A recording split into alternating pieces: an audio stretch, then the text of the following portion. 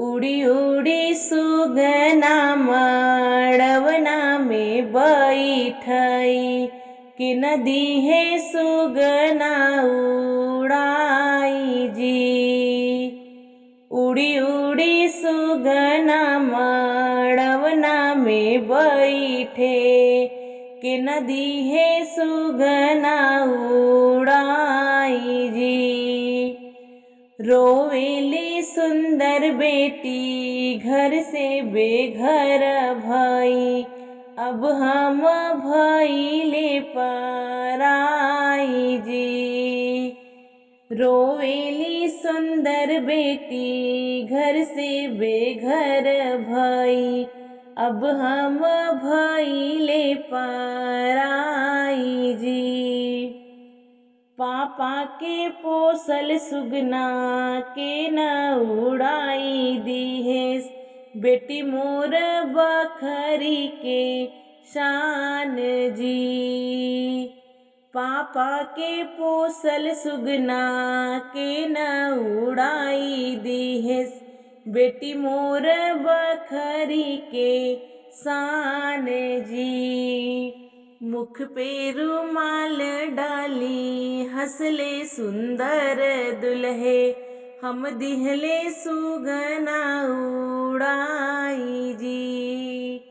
मुख पे रुमाल डाली हंसले सुंदर दुल्हे, हम दिहे सुगना उड़ाई जी। मड़ई के यारी यारी घूम रही दूल्हे राम, विदा करा सासू आपन धिया जी। मड़ई के यारी यारी घूम रही दूल्हे राम, विदा करा सासू आपन धिया जी। इतनी वचन सुनी मैया कवन रानी, नैना से ढूढ़े लागे आंसू जी। इतनी वचन सुनी मैया कवन रानी, नैना से ढूढ़े लागे आंसू जी। मड़ई में ठाढ़े हैं पापा हो कवन राम, मैया के लागई समझावई जी। मड़ई में ठाढ़ हैं पापा हो कवन राम, मैया के लागई समझावई जी। चुप रहा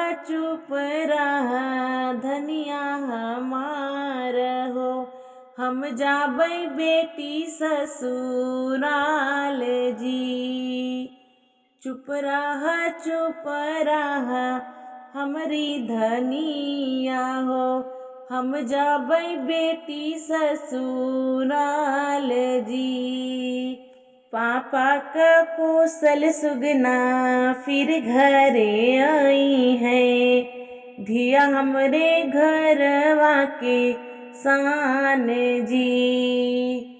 पापा के पोसल सुगना फिर घरे आई है, धिया हमरे घरवा के शान जी। हंसी हंसी बोलाई दुल्हे कवन राम, चला धन अपने ससुराल जी। हंसी हंसी बोलाई दुल्हे कवन राम, चला धन अपने ससुराल जी। हमराई घर धना तोहराई घर हवई, ससुरे के लोग परिवार जी। हमराई घर धना तोहराई घर हवई, ससुरे के लोग परिवार जी।